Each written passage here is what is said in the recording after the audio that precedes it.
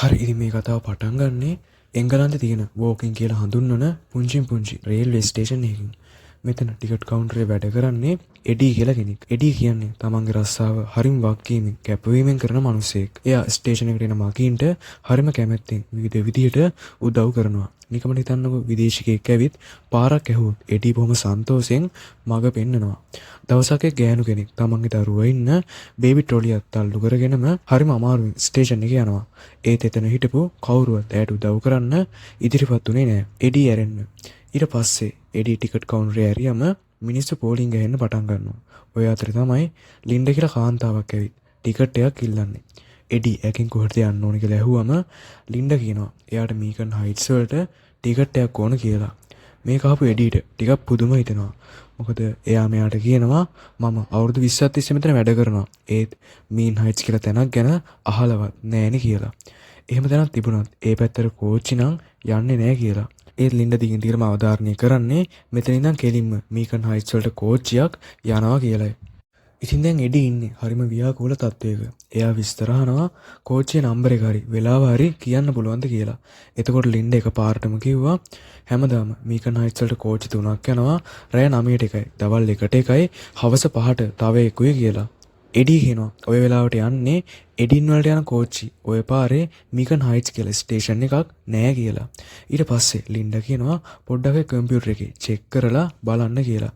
Eddie මොන්ටරේ දිහා බලලා ආපහු හැරෙනකොටම ලින්ඩා අතුරුදහන් වෙලා. එයා එක පාරටම කොහේ ගියාද කියලා එඩීට හිතා ගන්න බැරි වෙනවා. රස්සා ඉවර වෙලා එඩී තමන්ගේ යාළුවා චාල්ස්ට මේ අමුතු සිදුවීම ගැන කියනවා. චාල්ස්ටත් මේක ලොකු ප්‍රහේලිකාවක් වෙනවා. හැබැයි චාල්ස් හැකෙන් වගේ කිව්වේ උඹටත් දැන් වයසයිනේ. ඔව් උඹේ හිතේම වාගත්ත දේවල් වෙන්නේද කියලා.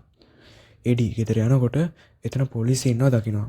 එයාගේ පුතා සෑම් තමන් ගර්ල්ෆ්‍රෙන්ඩ් එක්ක රණ්ඩු වෙලා ඒ කෙල්ල සෑම්ට විරුද්ධව පැමිණිල්ලක් දාලා කියලා පොලිසිය එඩීට කියනවා.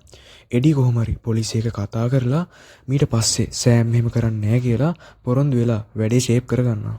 පොලිසිය සෑම්ට අන්තරාංගීමක් කරලා පිට වෙලා යනවා. ඊට පස්සේ එඩී පුතාගෙන් අහනවා ඇයිම මේ තරම් කේන්තියෙන් දරුණු විදියට හැසිරෙන්නේ කියලා.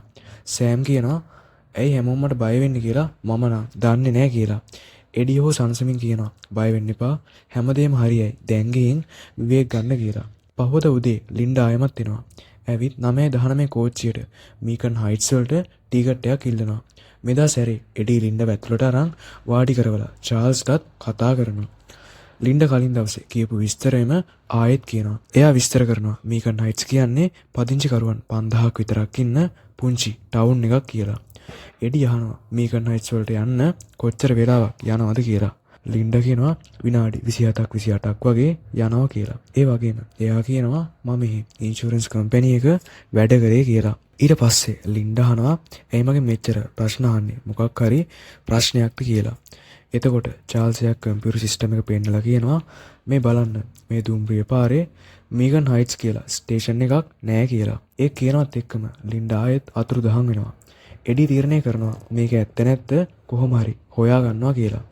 ලින්ඩ කියපු 9:19 කෝච්චිය පිටත් වෙන්න ලෑස්ති වෙනවා දැකලා එඩී එකට නගිනවා. අභිරහස් විසඳ ගන්න හිතාගෙන එයා මුළු කෝච්චියම ලින්ඩව හෙව්වත් හම්බ වෙන්නේ නැහැ. ඒ වෙනුවට එයාට හම්බ වෙන්නේ මගේක්. අපි යාට මෙතන ඉඳන් මිස්ටේක්ස් කියලා කියමු. එයාගේ මූණ හොඳට මතක තියාගන්න. මොකද ඉස්සරහට එයා වැදගත් වෙන්න පුළුවන්. ඒ මිනිස්සයා එඩීගෙන් අහනවා ඇයි අද ටිකට් කවුන්ටරේ වැඩ කරන්නේ නැද්ද කියලා. එඩී අද ඩියුටි ඉන්න කෙනාගේ නම කියලා කෝච්චියෙන් බහිනවා. බැහැලා විසිල්ලයක් ගහලා කෝච්චියත් පිටත් කරලා යනවා. එඩී ආපහු ගෙදර එනකොට දැක්කේ හරිම භයානක දෙයක්. සෑම් එයාගේ මම්මව ඒ කියන්නේ එඩීගේ බිරිඳව මරන්න හදලා. සෑම් දැන් පාලනය කරන්න බැරි තරම් දරුණු වෙලා. බය වුණ එඩී සෑම්ව මනෝවෛද්‍යවරයෙක් ළඟට අරගෙන යනවා. උපදේශන අතරතුරත් එඩීට ලින්ඩව එතන පේනා වගේ දැනෙනවා. ඩොක්ටර් විස්තර කරන්නේ සෑම් පොඩි කාලේ නම් ලොකු ස්ට්‍රෙස් එකකින් ඉඳලා තියෙනවා. ඒකයි මෙච්චර දරුණු විදියට හැසිරෙන්නේ කියලා. ඉස්සරහට මේ කෝපය තවත් වැඩි වෙන්න පුළුවන් නිසා සෑම් ගැන ගොඩක් විමසිල්ලෙන් ඉන්න කියලා ඩොක්ටර් එඩීට අනතුරු අඟවනවා. තමන්ගේ පුතාගේ මේ හැසිරීම නිසා හැම තැනකදීම ලැජ්ජාවටත් වේදනාවටත් පත් වෙන්න උනේ ගැන එඩී නම් ඉන්නේ හරිම කනගාටුවෙන්. පහුවදා වැඩට ගියත් එඩීට රස්සාව ගැන හිතන්න හරිම අමාරුයි. එක පැත්තෙන් ගෙදර තියෙන ප්‍රශ්න අනිත් පැත්තෙන් ලින්ඩාගේ මේ අමුතු පෙනී සිටීම. සිතියමක් වන්නේ තැනක් ගැන ඇය කියපු කතාවයි එඩීගේ හිතට ලොකු බරක් වෙලා තිබුණේ. ඇත්ත මොකද්ද කියලා කොහොම හරි හොයාගන්න අදිෂ්ඨාන කරගත්ත එඩී ලින්ඩා ගැනයි මේ මීකන් හයිට්ස් ගැනයි තව විස්තර දැනගන්න ආයමත් අර 9:19 කෝච්චියට නගින්න තීරණය කරනවා. ලින්ඩා කලින් කියපු දේ මතක් කරගෙන එඩී තමන්ගේ ෆෝන් එකේ විනාඩි 28කට ටයිමර් එක දාගන්නවා. කෝච්චිය පිටත් වුණාම එයා ජනේල ළඟින් වාඩි වෙලා එළිය දිහා බලාගෙන ඉන්න පටන් ගන්නවා. එතකොටත් එයාට ලින්ඩාව කෝච්චියෙන් එළිය පේනවා වගේ දැනෙන්න පටන් ගන්නවා. ඒක දැක්කම එයා තවත් ව්‍යාකූල වෙනවා. එයි මේ ගෑනු කෙනා හැමතැනම පේන්නේ කියලා එයාට හිතා ගන්න බැරි වෙනවා. කෝච්චිය කිසිම ස්ටේෂන් එක නතර කරන්නේ නැතුව ගොඩක් වෙලාවක් ඉදිරියටම යනවා. ටයිමර් එකේ විනාඩි 27ක් පෙන්නනකොටත් එඩීට මීකන් හයිට්ස් වල සලකුණක්වත් පේන්න නම් තිබුණේ නැහැ. හැබැයි ඒක පාරටම එළිය නගරයක් වගේ පේන දෙයක් මතුවෙනවා. ඒත් එක්කම අර මිස්ටේක්ස් නැගිටලා දොර ළඟට ගියාම දොර ඉබේම ඇරෙනවා. එඩී බය වෙලා වැටේ කියලා කෑ ගැහුවත් මිස්ටේක්ස් ධාවනය වෙන ගමන් තියෙන කෝච්චියෙන්ම එළියට පායිනවා. එඩී බුදුම වෙනවා. මොකද මේ සිද්ධ වුණේ කියලා එයාට හිතා ගන්නවත් බැරි වෙනවා. ඒ වෙලාවෙම ටයිමර් එකත් බිඳුවට වැටෙනවා. එඩිත් කෝච්චියෙන් කොහොම හරි එළියට පායනවා. එතකොට එයා දකින්නේ ගොඩක් අය කෝච්චියෙන් පැනලා නගරය පැත්තට තියෙන කන්දක් දිගේ නගිනවා. එඩිත් දෙපාරක් හිතන්නේ නැතුව එයා පස්සෙම ගිහින් නගරයට ළඟා වෙනවා.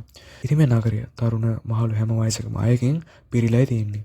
එඩි එතන තියෙන අවන්හලකට ගියාම වේටවරියක් හරි මොනසුම් විදියට එයාට සංග්‍රහ කරලා සර් ඔයාට මොනවද කන්න බොන්න ඕන කියලා අහනවා. එඩි තේ එකක් ඉල්ලුවම ඇය ඉක්මනටම තේ එකක් ගෙනත් දීලා ඇයම හදපු ඇපල් කේක් එකකුත් එඩිට දෙනවා. එයා අවන්හලෙන් එළියට එනකොට එක කපල් එකක් නොහිතපු විදියට එඩිගේ ඇඟේ ඇප්පෙනවා.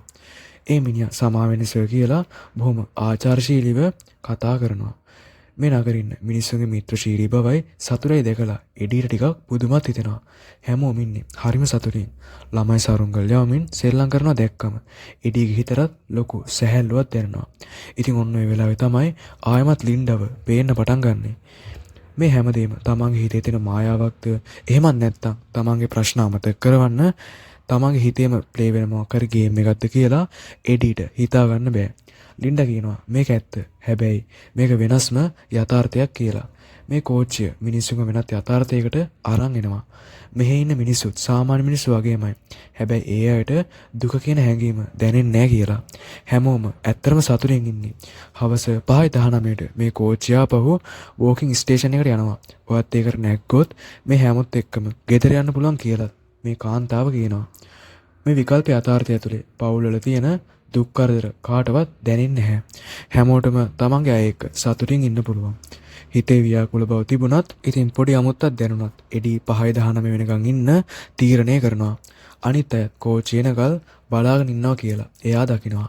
වෙලාව ආවම හැමෝම කෝච්චියෙන් පැන්න වගේම ආයමත් ඒ අනගමන් තියෙන කෝච්චියට නැග ගන්නවා. මේ ගමනින් ලැබුණ සතුටත් එක්ක එඩී ආපහු ස්ටේෂන් එකට එනවා. එයා ආයෙත් කවදාවත්ම ඒ පැත්තට යන්නේ නැහැ කියලාත් හිතාගෙනම ගෙදර යනවා. හැබැයි ඉතින් ගෙදර යන එඩීට දකින්න ලැබෙන්නේ හරිම අමුතු දෙයක්. එයාගේ බිරිඳ වෙන්දර වඩා ගොඩක් ක්‍රියාශීලීව සතුටින් ඉන්නවා. ඒ වගේම එයා කලින් ඊට වැඩිය ලස්සන වෙලා කියලාත් එඩීට තේරෙනවා. ඒත් එක්කම එඩී සෑම්ගේ කාමරයට යනවා. ඒත් ඉතින් එතන තියෙන්නේ සෑම්ගේ කාමරේ වෙනුවට ගබඩා කාමරයක්. ඔව් ඉතින් එඩී හිතුවේ එයා මීකන් හයිට්ස් වල ඉඳන් ආපහු ආවේ එයාගේ කලින් හිටපු සැබෑ ජීවිතේමයි කියලා. ඒත් ඒක නෙවෙයි ඇත්ත. එයා තාමත් ඉන්නේ අර විකල්ප යථාර්ථය ඇතුළෙමයි කියලා මේ වෙලාවේ එයාට තේරෙනවා. මේ යථාර්ථය ඇතුලේ එඩීටයි බිරිඳටයි කවදාවත් පුතෙක් ඉඳලා නැහැ. ඒ නිසා සැබෑ ජීවිතේ තිබුණ කරදර නැතුව ඇය හරිම සතුටින් ඉන්නවා. එඩී මේ අලුත් යථාර්ථය පිළි අරගෙන ජීවිතේ ඉස්සරහට අරගෙන යන්න තීරණය කරනවා. පහවදා එයා සුපුරුදු විදිහට රස්සාවටත් යනවා. එතනදී බේබි ට්‍රොලියක් එක්ක අමාරුවෙන් යන ගෑනු කෙනෙකුට එයා උදව් කරනවා. හැබැයි කලින් පාර වගේ නෙවෙයි මේ වෙලාවේ තව ගොඩක් අය එයාට උදව් කරන්න එනවා. ඒකෙන් පේන්නේ මේ ලෝකය සාමාන්‍ය ලෝකෙට වැඩිය ගොඩක්ම වෙනස් කියලායි. පස්සේ එයා මේ ගැන තවදුරටත් හොයලා බලන්න තීරණය කරනවා. මේ වෙලාවේ එයාට පුවත්පත් ලිපියක් හම්බ වෙනවා. ඒක තියෙන්නේ මීකන් හයිට්ස් කියලා නගරයක් හදන්න සැලසුම් කරලා තිබුණත් රජය කවදාවත් ඒ ව්‍යාපෘතියට අවසර දීලා නැහැ කියලායි. මේ ගැන තවත් විස්තර හොයන්න එඩි අර ලිපිය ලියපු වාර්තාකාරීව හම්බෙන්න යන්න තීරණය කරනවා. එයා කියන්නේ මේ වගේම කතා තව ගොඩක් අය ඇවිත් එයාට කියලා දෙනවා කියලායි. එයා ලේඛන කීපයක් පෙන්ලා පැහැදිලි කරන්නේ මීකන් හයිට්ස් කියන්නේ හරිම අපූර්ව නගරයක් හදන්න හීන දැකපු දක්ෂ ගෘහ නිර්මාණ ශිල්පියෙක්ගේ නිර්මාණයක් කියලායි. හැබැයි ඒ ව්‍යාපෘතියට අවසර නම් ලැබිලා නැහැ. තමන්ගේ හීනේ අසාර්ථකුණික දරා ගන්න බැරුව ඒ ගෘහ නිර්මාණ ශිල්පියා අතුරුදහන් වුණා කියලාත් එයා එඩිට පැහැදිලි කරනවා. දැනට ඒක නිකම්ම හිස්තැනක් විතරයි. හැබැයි සමහර විශ්වාස කරන්නේ හැමෝම සතුටින් සාමකාමීව ජීවත් වෙන නගරයක් ඇත්තට මෙතන තියෙනවා කියලායි. අර වාර්තාකාරියත් මීකන් හයිට්ස් වලට යන්න උත්සාහ කරලා තිබුණත් එයාට ඒක කවදාවත් කරන්න ලැබිලා නැහැ. මොකද මොකක් හරි හේතුවක් නිසා ඒ වෙලාවේ කෝච්චියේ දොර එයාට ඇරිලා නැහැ. පේන විදිහට මීකන් හයිට්ස් වලට යන්න අවස්ථාව ලැබෙන්නේ හරිම ටික දෙනෙක්ට විතරයි වගේ. ඒ විස්තර බෙදා ගන්න අතරේ එඩි දකිනවා අර ලේඛනස්සේ ලින්ඩාගේ පින්තූරෙකුත් තියෙනවා. ඉතින් ඒ පින්තූරේ දැක්කම එඩිට හොඳටම විශ්වාසය ඇති වෙනවා මීකන් හයිට්ස් කියන්නේ එයාගේ හිතේ මවාගත දෙයක් විතරක් නෙවෙයි කියලා. ඒක වෙනස්ම යථාර්ථයක තියෙන සමහර විශේෂ මිනිස්සුන්ට විතරක් යන්න පුළුවන් තැනක් කියලා. වාර්තාකාරී පැහැදිලි කරනවා ලින්ඩා කියන්නේ මීකන් හයිට්ස් නගරේ හදන්න හීන දැකපු ඒ ගෘහ නිර්මාණ ශිල්පියාගේ එකම දුව කියලා. මේ ප්‍රොජෙක්ට් එක අතහැරලා දැම්මම එයා ගොඩක් දුක් වෙලා තියෙනවා. එයාගේ තාත්තගේ හීනේ හැබැයි වෙලා තිබුණා නම් එයා අදට ජීවතුන් අතර ඉන්න තිබුණා කියලා එයා කියනවා. ඒත් එයා එකපාරටම අතුරුදහන් වෙනවා. එයා කොහේ ගියාද කියලා කවුරුවත් දන්නේ නැහැ. ඇත්ත හොයාගන්න තීරණය කරගත්ත එඩි තමන්ගේ වැඩ අස්සේ තමන්ට විවේකයක් ලැබුණ ගමන්ම පරණ පුවත්පත් කියවන්න පටන් ගන්නවා. දවසක් චාල්ස් ඇවිල්ලා මෙයාට කියනවා එයාගේ පුතාගේ ඉස්කෝලේ ඩ්‍රාමා එකක් බලන්න යන්න ඕන. ඒක නිසා අද කලින් ගෙදර යන්න වෙනවා කියලා. ඒ ඉතින් එකපාරටම පුදුම වෙන එඩි අහනවා ඔයාට කවදින්ද පුතෙක් ඉන්නේ කියලා. චාල්ස් උත්තර දෙනවා එයාට ළමයි 3 දෙනෙක්ම ඉන්නවා. ඒ වගේම එඩිට මොකද්ද මේ වෙලා තියෙන්නේ කියලා එයාට හිතාගන්න බැරි වෙනවා. ඇත්තටම කලින් යථාර්ථයේදී චාල්ස් කසාද බැඳලා හිටියවත් එයාට ළමයෙක්වත් හිටියේ නැහැ. හැබැයි මේ විකල්ප යථාර්ථයේදී චාල්ස්ට ළමයි 3 දෙනෙක්ම ඉන්නවා. ඒත් එඩිට නම් එක ළමයෙක්වත් නැහැ. මේක නිසා එඩිට තමන්ගේ පුතා සෑම්ව තවත් වැඩියෙන් මතක් වෙන්න පටන් ගන්නවා. සෑම් ඉන්න තමන්ගේ මුල් යථාර්ථයට ආපහු යන්න පාරක් හොයාගන්න බලාපොරොත්තුෙන් එයා ආයෙත් කෝච්චියට නගින්න තීරණය කරනවා. විකල්ප යථාර්ථයේ මොනතරම් සතුටක් තිබුණත් තමන්ගේ පුතා නැති අඩුව එඩිට දරා ගන්න බැරි වෙනවා. කොහොම හරි එඩි ආයෙමත් 9:19 කෝච්චියට නගිනවා. විනාඩි 24කට පස්සේ දොර ඇරුණම එඩි එළියට පයින්නවා. එයා අර රෙස්ටුරන්ට් එකට ගියාම වේටවරිය ආයෙත් ඇපල් කේක් එකක් මෙයාට දෙනවා. කේක් එක කාලා එළියට එනකොටම ආයෙමත් අර කපල් එකේ ඇඟේ එඩි හැප්පෙනවා. ආයෙත් ඒ ජෝඩුවම හම්බුනේ ගැන එඩිට ලොකු අමුත්තක් දැනෙනවා. මොකද කලින් සැරේ වුණෙත් මේ දෙයමයි. එයා ටිකක් වික්ෂිප්ත වෙලා වාඩි වෙලා ඉන්නකොට තව ජෝඩුවක් තමන්ගේ පුතා එක්ක ඉන්නවා දැකලා එයාට තමන්ගේ පුතා ගැනත් මතක් වෙනවා. එයා ලින්ඩාව හෙව්වත් එයා කොහෙවත්ම හොයාගන්නම් හම්බ වෙන්නේ නැහැ. කනස්සල්ලෙන් හිටපු එඩි ආයෙමත් කෝච්චියට නැගලා ආපහු වෙනවා. ඒත් ඒක තාමත් අර විකල්ප යථාර්ථයමයි. ඒ දවසේ රෑ එයාට වෙනත් කාමරයකින් අමුතු ශබ්ද ඇහුණත් බලනකොට එතන කවුරුවත් පේන්න නැහැ. ඉතින් කොහොම හරි එයාට අමුත්තක් දැනුන නිසා මෙයා අට්ටාලේ පැත්තට නගිනවා. ඊට පස්සේ පරණ රූපවාහිනියකුයි වීඩියෝ කැසට් ප්ලේයර් එකකුයි තියෙන සුදු පාට කාමරයක් ඇතුළට යනවා. එයා ඒ කැසට් ටික ප්ලේ කරලා සෑම්ගේ ළමා කාලේ වීඩියෝ එකක් බලනවා. එඩි ඉන්නේ හරිම දුකින්. එයාට කොහොම හරි තමන්ගේ පුතාව ආපහු වුණා. ඊළඟ දවසේ එයා ආයෙමත් ඒ කෝච්චියෙම මීකන් හයිට්ස් වලට යනවා. එතනදී එයා හැමෝගෙම ලින්ඩා ගැන අහනවා. හැබැයි දැන් එඩිට තේරෙනවා මෙතන ඉන්න හැම කෙනෙක්ම තමන්ගේ ඇත්තේ යථාර්ථයේ මොකක් හරි වේදනාවකින් හරි ලෙඩකින් හරි පෙළෙන අය කියලා.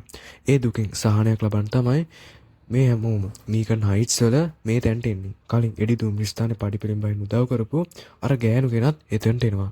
එයා අඬ එඩිට කියනවා තමන්ගේ දරුවගේ උගුරේ මොකක් හරි ඉර වෙලා කියලා. දරුවට හුස්ම ගන්නත් බෑ කියලා. සමහර විට දරුවගේ ජීවිතයත් අනතුරේ කියලා.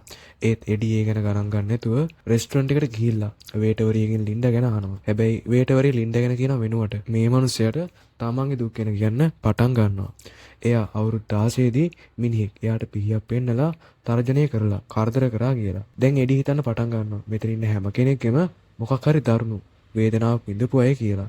ඒ ගැන හිතලා එයා තවත් කලබල වෙනවා වගේම එයාට ලොකු කේන්තියකුත් එනවා. ඊට පස්සේ එයා එළියට එද්දී ආයමත් අර කලින් හම්බෙච්ච ජෝඩුවගේ ඇඟේම හැප්පෙනවා. හැබැයි මෙදා සැරේ නම් හොඳටම කේන්තියකට පිටි අර මිනිහව තල්ලු කරලා දානවා. ඒත් පුදුමේ කියන්නේ ඒ වෙලාවෙත් ඒ දෙන්න hina වෙලා එඩිට ස්තුති කරලා යන්න යනවා. ඊට පස්සේ එඩිට එක දෙයක් මතක් වෙනවා. එදා ලින්ඩයාට කිව්වා මීගන් හයිට්ස් වල ඉන්ෂුරන්ස් කම්පැනි එකයි වැඩ කරේ කියලා.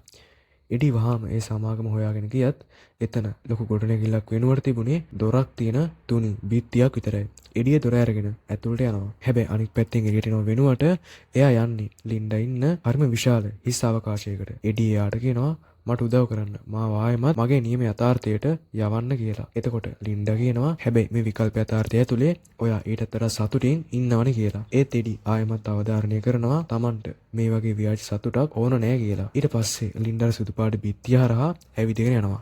ඊට පස්සේ එඩිත් එක්ක එළියට යන ලින්ඩා එයාට විස්තර කරන්නේ තමන්ගේ තාත්තට මේ මීකන් හයිට්ස් නගරය හදන්න ලොකු උවමනාවක් තිබුණත් ඒක කරගන්න බැරි වුණ දුකෙන්ම එයා මැරිලා ගියා කියලා. ඒ දුක නිවන්න ලින්ඩාට ඕන උනේ සැබෑ ලෝකේ විවිධ ප්‍රශ්න වලිනුයි දුක් කරදර වලිනුයි පීඩා විඳින මිනිස්සුන්ට සැනසීමක් ලබා ගන්න පුළුවන් නගරයක් නිර්මාණය කරන්නයි. ලින්ඩා නිර්මාණය කරපු මේ යථාර්ථය ඇතුලේ තාක්ෂණය කොච්චර දියුණුද කියනවා නම් ඕනම කෙනෙක්ට සතුටින් ඉන්න පුළුවන් විදිහේ තැනක් හදන්න ඒකට පුළුවන්. මීගන් හයිට්ස් වලට විවිධ යථාර්ථයන්ගේ මිනිස්සුන්ට එන්න පුළුවන් වුණත් ඒකට ඇතුළු වෙන්න අවස්ථාව ලැබෙන්නේ තමන්ගේ සැබෑ ජීවිතයේ දරුණු විදිහට දුක් විඳපුවාට විතරයි. කෝච්චිය දොර ඇරෙන්නේ තමන්ගේ නියම යථාර්ථයෙන් ඇත්තරම පැනලා යන්න ඕන කරන හැටි විතරයි. අන්න ඒ නිසයි අර වාර්තාකාරියට මීගන් හයිට්ස් වලට එන්න බැරි වුණේ. මොකද එයා තමන්ගේ යථාර්ථය ඇතුලේ හරිම සතුටින් හිටපු කෙනෙක්. හිතේ සතුටක් නැති මිනිස්සුන්ට විතරයි මීගන් හයිට්ස් වලට යන කෝච්චියට නැග ගන්න පුළුවන් වෙන්නේ. එයයි හවස් වෙලා ආපහු ගෙදර යනකොට කලින් තිබුණ වේදනාවන් සහ දුක් කරදර මුකුත් ඉතුරු වෙන්නේ නැහැ. ඒ වෙනුවට මේ විකල්ප යථාර්ථය ඇතුලේ සතුටින් ජීවත් වෙන්නත් පටන් ගන්නවා. ඊට පස්සේ ලින්ඩේ එඩිට කියනවා අර ස්ටේෂන් එකේදී එයාට උදව් කරපු දරුවා ඉන්න ගෑනු කෙනා ගැන. ඇත්තේ යථාර්ථයේදී ඒ දරුවා කෑමක් උගුර හිර වෙලා මැරිලා. ඒ සිද්ධියෙන් ඒ කාන්තාව මානසිකව සම්පූර්ණයෙන්ම කඩා වැටුණු නිසායි මේ මීකන් හයිට්ස් වලට ඇවිල්ලා තියෙන්නේ. මොකද මේ විකල්ප යථාර්ථය ඇතුලේ එයාගේ පුතා තාමත් ජීවතුන් අතර ඉන්න නිසා. එතකොට ඒ දරුවාගේ ජීවිතය හරිම පහසුවෙන් ගෙවන්න පුළුවන්. ලින්ඩා මේ විදිහට එඩිය පොළඹවා ගන්න හැදුවත් එයා තරහෙන් අහනවා තමන්ගේ පුතා මේ වගේ විකල්ප යථාර්ථයකට බලහත්කාරයෙන් අරන් ගිහින් නැති කරන්න ඔයා කවුද කියලා. එඩි තමන්ගේ තීරණයම තදින්ම ඉඳගෙන තමන්ගේ සැබෑ යථාර්ථයටම ආපහු යන්න ඕන කියලාත් කියනවා. ඉතින් අවසානට ලින්ඩා කොහොම හරි එඩිට යන්න ඉඩ දීලා අතුරුදහන් වෙලා යනවා. හවස් වෙනකොට එඩි කෝච්චිය එනකල් බලාගෙන ඉන්න වෙලාවේ අර මිස්ටේක්ස් එඩිට කියනවා එයා හරිම ශක්තිමත් මිනිහෙක් කියලා. මොකද එයාට මේ යථාර්ථයෙන් පැනලා යන්න පුළුවන් වුන නිසා. මිස්ටේක්ස්ට තමන්ගේ වේදනාව කවදාවත් ජය ගන්න බැරි වුන නිසා එයා දැන් කිසිම වර්ධකාරී හැඟීමක් නැතුව බොහොම සාමකාමී විකල්ප යථාර්ථයක ජීවත් වෙනවා. ඊට පස්සේ එඩි කෝච්චියට නැගලා තමන්ගේ කලින් හිටපු යථාර්ථයටම ආපහු වෙනවා. එඩි එතනදී තමන්ගේ පුතාව දකින්න ගැන ගොඩක් සතුටු වෙනවා. ඉතින් ෆිල්ම් එක අවසන් වෙන්නේ අන්න ඒ දර්ශනයෙන්. සෑම් තමන්ගේ ප්‍රචණ්ඩකාරී හැසිරීම නිසා සමහර විට එයාගේ අම්මටත් පහර දෙයි. ඒක මරණයකින් වුණත් කෙලවර වෙන්නත් පුළුවන්. ඉතින් කොච්චර කටුගුණත් ඒ සත්‍ය යථාර්ථයට මුහුණ දෙන්න එඩි තීරණය කරලා ඉවරයි. ඉතින් මේ වෙනස්ම විදිහේ ෆිල්ම් එක ගැන ඔයාගේ අදහසත් අනිවාර්යයෙන්ම කමෙන්ට් එකක් දාගෙන යමු. හරි එහෙනම් ආයෙමත් ඉක්මනටම ඊළඟ මූවි එකෙන් හම්බ වෙමු.